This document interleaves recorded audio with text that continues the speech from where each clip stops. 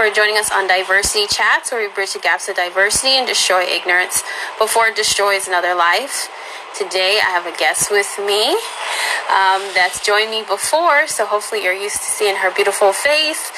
I have Officer Dudley with me, and she's a retired police officer with the Columbus Police Department.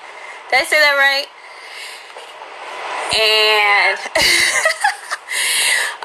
usually people introduce themselves, but since she's introduced herself before, I was trying to do a recap there. But we're just gonna, check in, see what's happening in her part of the world, and hear some of her perspective about what's happening around the world right now. So how are you doing today, Officer Dudley? You know what? I can't complain. I'm vertical. I'm not horizontal. Yeah. I'm breathing on my own. Everything's good. Yeah. Amen. Well, I'm glad to see that you are breathing on your own. That is, definitely a blessing. And today, I think I want to definitely talk a little bit about some of the stuff that's happening in Kenosha and like your perspective about it. Yeah. I was hoping you would. Yeah. Yeah. What's on your heart right now? Like, what do you have to say? Like, what are you thinking? When I first saw the news story and then saw the video of Jacob Blake being shot, first of all, I just cried, and my heart, my spirit, my mind just said, "Oh no, not again, not again." Especially when it's not like there's a fight. It's not like a struggle.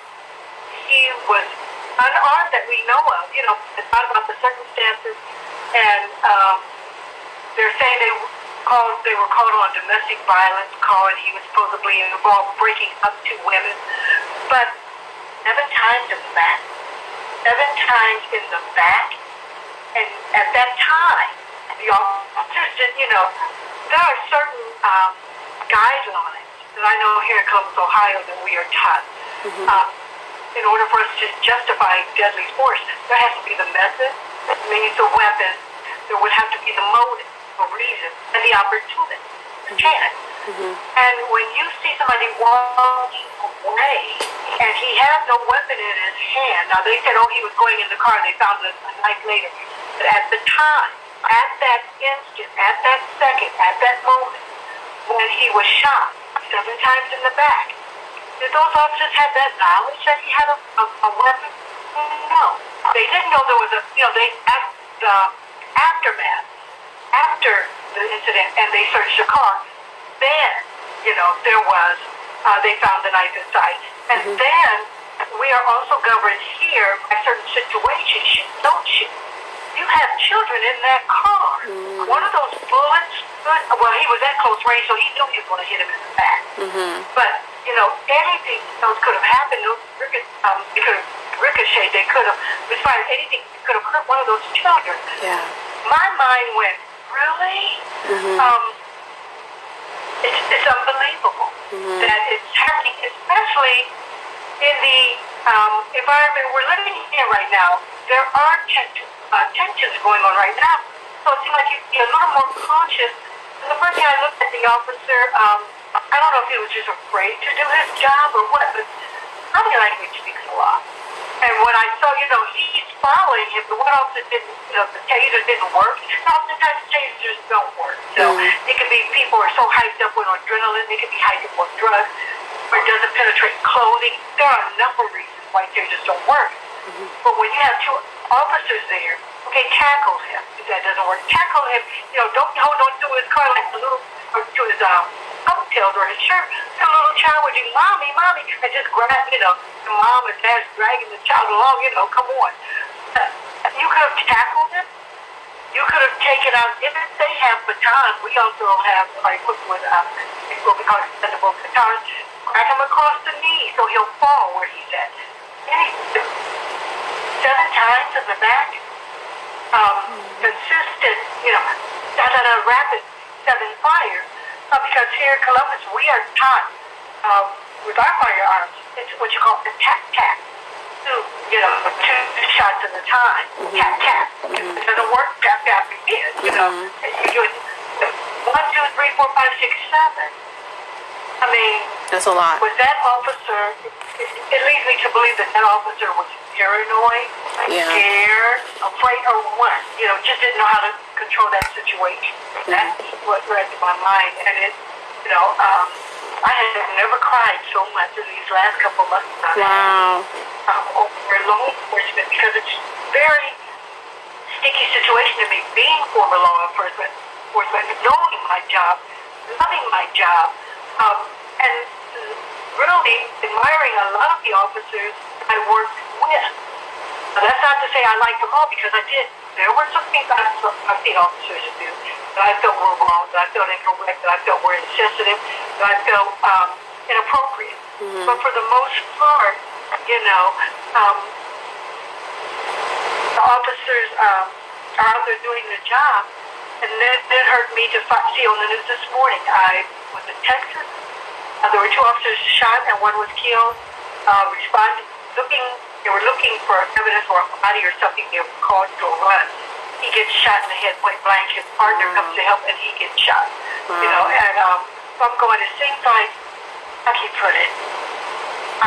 For the lack of a greater articulation or verbalage, I feel it's so unfair that there seems to be an all-out war against all police officers. I think I've mentioned this before on your show, where it's not right. You know, yes, I'll be the first to admit that there are some people that I don't believe should be in law enforcement. I don't believe that they should have the authority granted them as being in law enforcement. I don't feel they should be able to carry a gun, badge, and ID. But there are those that are well qualified out there doing their job, and they're taking the brunt for what Mr. Knucklehead over there did. Right. You know? It's the same thing as stereotyping. You're grouping us all together, but you don't do that when you see an abusive parent, you know, like the 2 parents, the mother and stepfather, and I'm trying to remember their last name, a couple where he thought he was, I don't know if he thought he was Christ or the leader or whatever, but mom followed him and killed her children and buried them on his property. Wow. Okay, those were bad parents. Do you go after every parent? No. We have cases here in Columbus, one that's in the forefront of the news, a doctor who was intentionally giving, overprescribing medications and killing his patients. I think 25 counts of murder for him. But are we going and, how can I put it, destroying the lives of every doctor? You know, when you see bad teachers, you know, teachers who are abusive to their students or don't care about, are we going after every student? No, as a matter of fact, people are fighting to get their kids back in school. Yeah. Because they don't want to deal with them. A lot of them, or either they can't stay. I feel it is unfair to group all officers in the same as they, you know, debunk law enforcement, you know, just the cops. Oh, wait a minute, what about you all out there acting up? You're acting like criminals, and you know, and I can't say all, because some of the protesters are doing a great job trying to be peaceful, doing protesting in a responsible manner. Right. You have those who are not. That means we go after all the protesters because a few of them are acting up. You know, there has to be this balance, and people, it's out there. It's out there in the forefront. This situation is not going anywhere. Not now. You know, what Colin Kaepernick tried to bring to the attention was so criticized by so many. Okay, when you don't nip it in the bud, when you don't address it then, it festers. And this is where we're at now. When people are walking around afraid, it's a vicious circle. You know, you have people of what we call non-color, afraid of those of color because they're afraid they're going to get jumped on. You have those of color afraid of the non-color because they're paranoid. You know, and I want to address this color. Now, I've seen some pretty dark people in my life. I've seen some people who are almost vulnerable. They are dark. I've never seen one the color of a teacher. I have never in my life seen a black person. In my life, I've never seen a white person. I've seen some that are pretty pale. Some of them almost transparent. I've never seen a white person. I think it begins sometimes with these labels we have that we put upon the human race. You know, I have struggled with this for a while now in my mind. People say, the black race, the Indian race, the Asian race. There's one race, and that's the human race. Unless you know some alien somewhere, an alien. There are several cultures. Yeah. There are multiple cultures in the race. That's what I think people have a lack of understanding. Different cultures. And even if you don't understand, that doesn't make it wrong. It doesn't make their culture wrong just because you don't understand. I think if we would try to learn, about other cultures and let them be them as long as they're not hurtful to other people. I could care less if you're purple and pink polka dot. I could care less. I really could.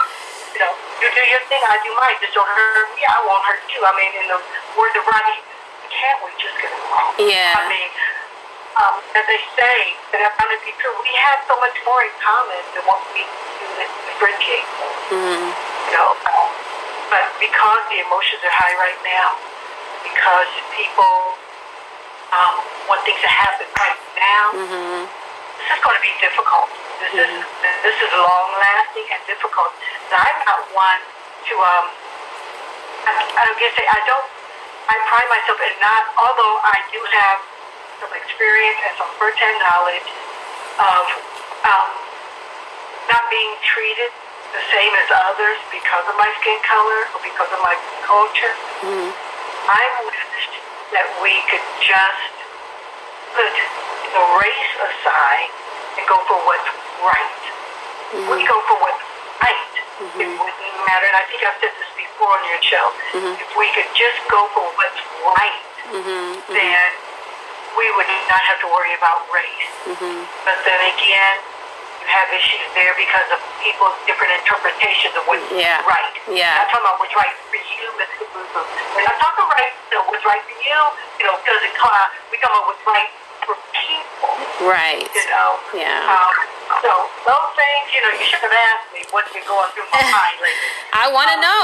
Has been, a lot has been going through what little bit of mindset I've got going on. I'm very grateful that you share a lot of nuggets in there.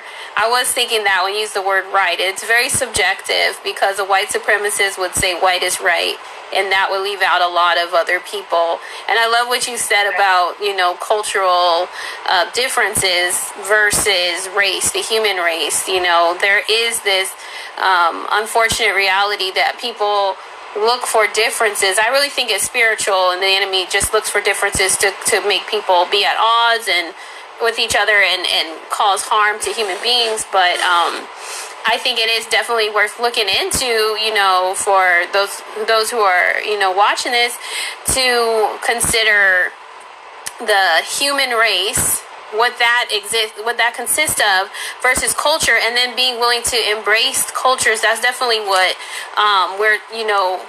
we're about here on the diversity chats, is to celebrate diversity and bridge the gaps between the differences, knowing that just because someone is different, it doesn't mean that they're wrong. Like when you go back to the right, doing what's right. It's not wrong because it's different. It's just different. And, you might learn something that you actually could adapt into your life. And I've definitely done that with other cultures. I'm like, wow, I love the way that they do that or whatever.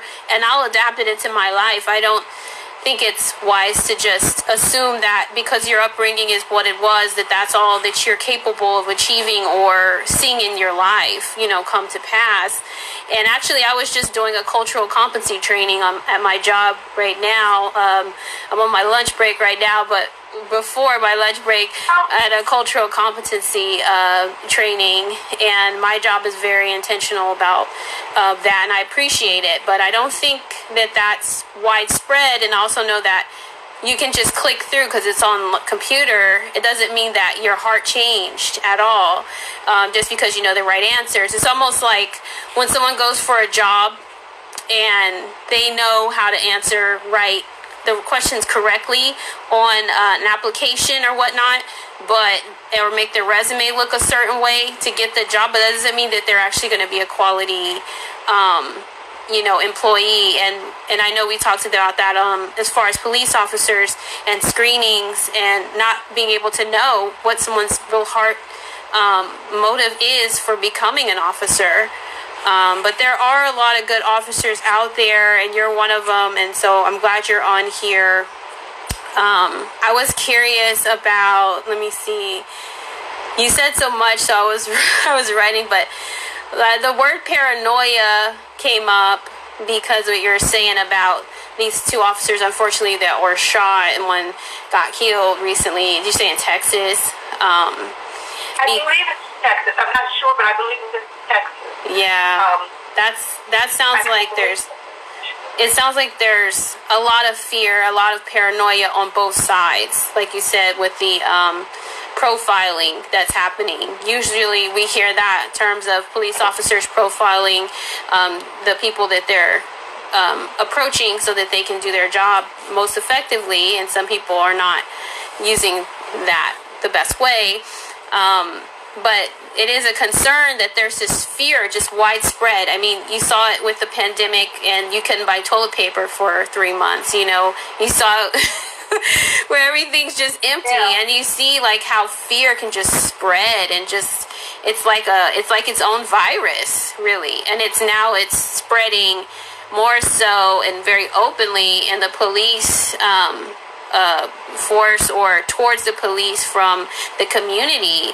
What do you think would be like a appropriate approach or community-based programs that could happen to bridge the community and the cops? I know there's a lot out there, but what's most practical right now?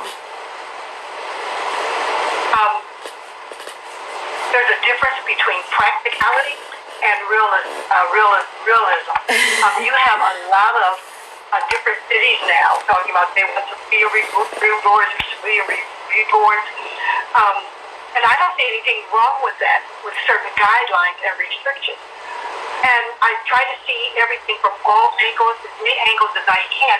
And if people even present something to me, I may not agree, but I'll listen.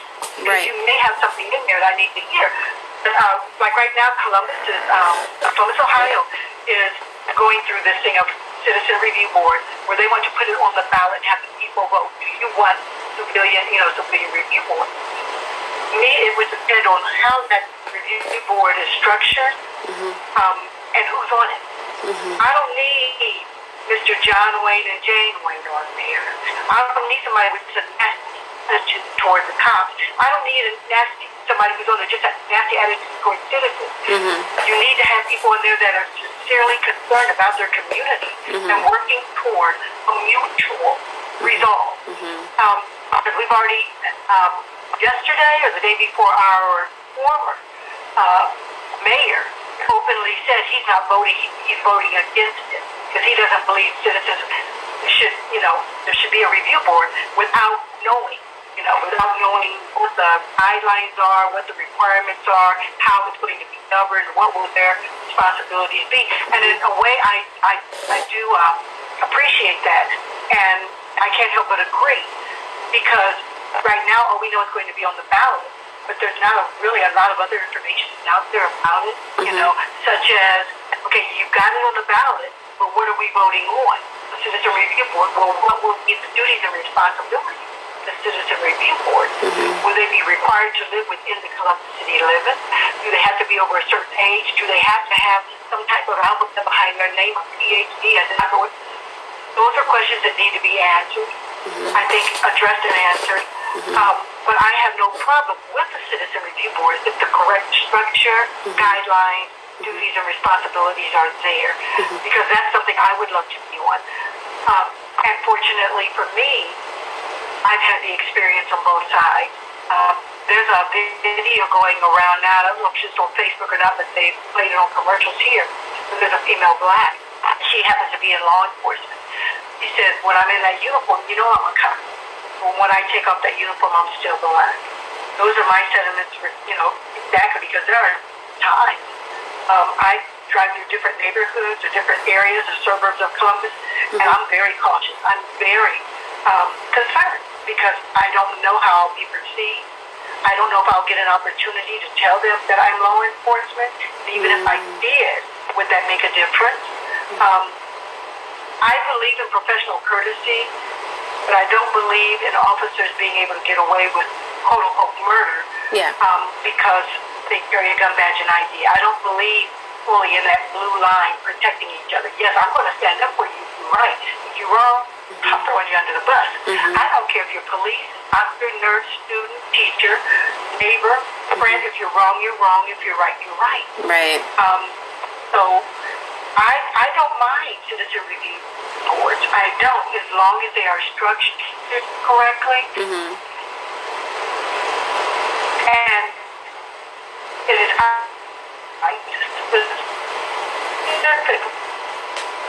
Oh, it cut out a little bit, so I couldn't hear you. Responsibilities. I said something earlier that I wanted to. Can you still hear me? Okay. Yeah. We were talking about something earlier, just a little while ago, about how officers are interviewed. As a gift, when I retired, one of my former classmates, who was a ranking officer, one of my best friends, I call him my boyfriend. He was a male white. We worked together. We loved each other. I met his fiance, who is now his wife. They've been married for years. He gave me a gift. He went and he got my personnel file for me. And reading through, I mean, compliments. Oh, it froze again. Uh-oh. Or, you know. Oh, there it is. Okay. Are you free up again? Yeah, it's frozen. Okay, there you go. But he gave that to me as a gift. And I got to read my around officers as an applicant, and I was really taken back. I had not really seen it. And when I was reading through some things, I said, wow, some of those things are just not true. So a lot of times, and I had the opportunity to speak to one of our current background investigators just a couple of days ago because I was writing a reference letter for a young man.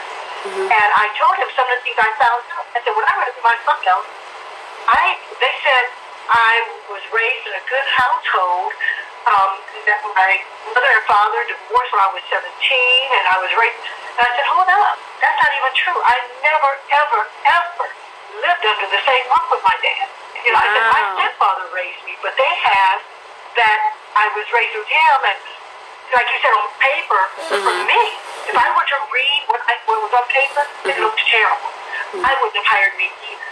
So I thank God that the chairman of that board saw something and said something about me. You know, when you have a straight A student all through school, her whole school year except her senior year, you drop from a 3.9 to a 1 point something, something's wrong. And when I tried to explain it, some of the board members said, oh, she's just not taking responsibility. I don't mind that. I have a history. I have a character trait. If I did it, I did. If I didn't, I didn't. And what I tried to explain was my household growing up was not excellent. Unfortunately, very dysfunctional household with alcoholic parents, abusiveness, working an 8-hour job and trying to go to school too. That weighs a lot on you. And my grade points dropped. I tried to explain to them how my math teacher would not let me out the class. I knew I could not do algebra, although I had studied geometry. He refused it. I had to have his permission. He would not drop me out of that class. I never got the concept of algebra, although I can do geometry. I'm one of them special people. Special. And he just wouldn't, and therefore I got a gap. You know, missing a great attendance record at last year. Missing so much school. When you're working at 8-hour job after school, you catch the bus because you don't have the other transportation. At home, you fall asleep. You miss the bus. That means you're trying to get this. There are things that come into play. So just because it's on paper does not mean it's not that it's necessarily so, but there's probably a reason. And you have to be able to have people who can discern, who know how to maneuver, who know how to find out what really went on in that person's life. What is going on now? Right. Because, you know, like you said, the reverse is, it was great on paper. They have a lot of books that says passing every test there is, but they don't have the common sense to apply it. Well, they may be Mr. Butthole, Mrs., you know, up my butt, you know. So I I truly believe it all goes back into the interview, the application and interview process. As you said, and I've said it before, you can teach someone something all you want, but if their mindset, if they haven't been able or not willing to change their mindset about the situation, it's not going to change it. You can be Mr. Dookie Wad all day long and put on a smile to the public. Yeah. And excuse my phrase, I make up words like, you can smile and grin at somebody's face and be willing to stab them in the back. Yeah. So to me, it goes back to the hiring, the application and the hiring process without a lot of nepotism, without a lot of biasness. Trying to really find out who that person is, and is this somebody you want to represent you? Right. Because, like you said, when stuff hits the fan, it puts all of us in that same thing, and it makes me mad. It really does upset me that I read about an officer doing something that is inappropriate, that is wrong, that violates someone's civil rights. I don't care what it was before, because a lot of times in these current investigations, people want to go, well, what happened before? What happened before? If unless training has changed, you're in Columbus. Regardless of what went on before, if he's struggling, once you get him under control, or once you, that's it. You don't get that last punch. You don't get the, I'm going to get the last punch. No, you don't. It stops right there. You do what you do that's necessary to stop the threat or to protect others. Don't go a step beyond that, which a lot of people have done. For a lot of, I can't say that a lot of people, some civilians and some officers are not, they want to be that, they want to, it's a natural way, but you can't change some people's mindsets. People will be there.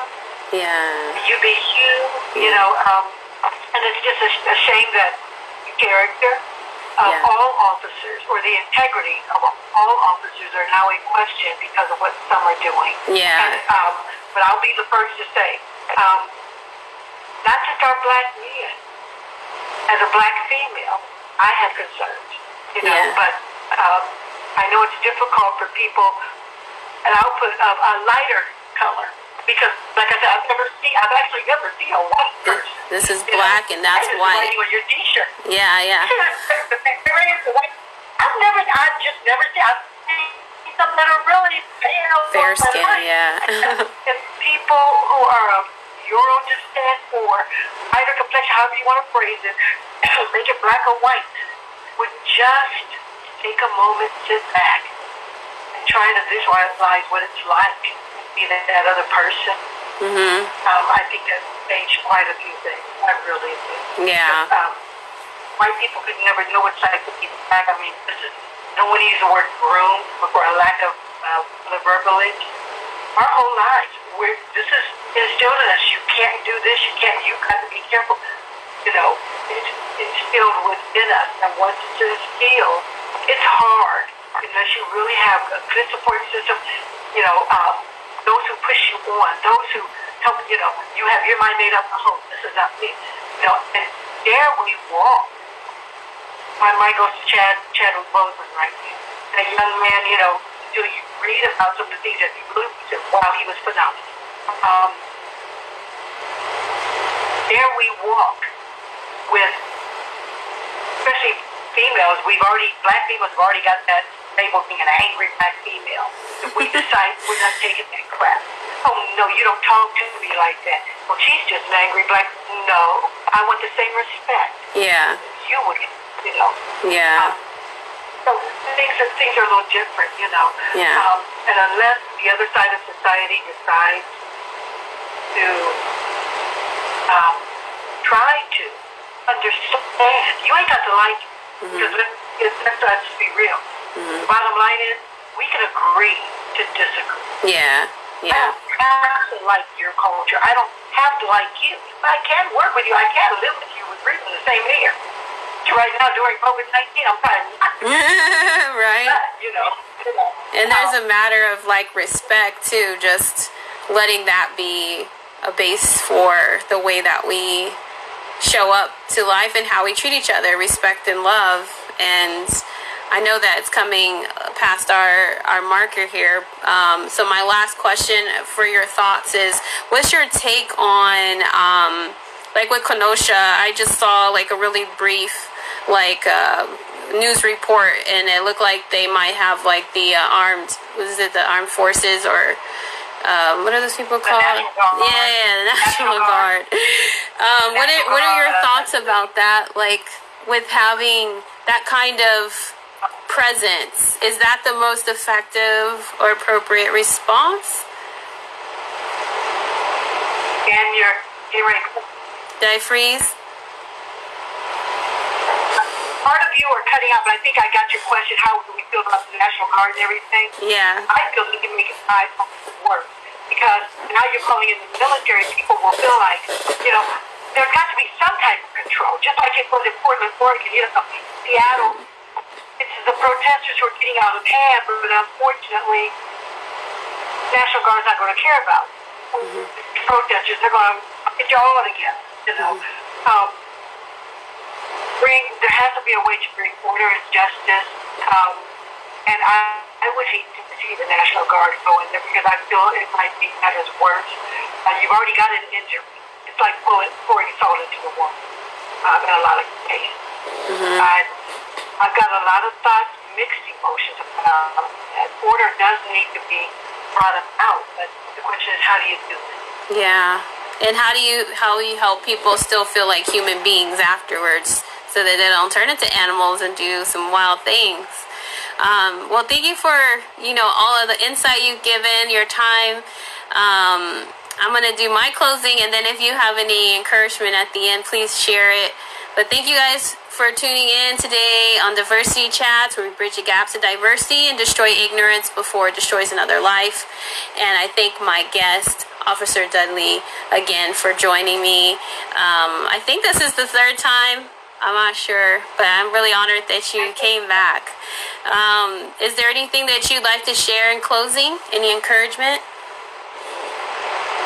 You know what? I think I've said it before on the channel, that with rights come responsibilities and accountability. Mm-hmm.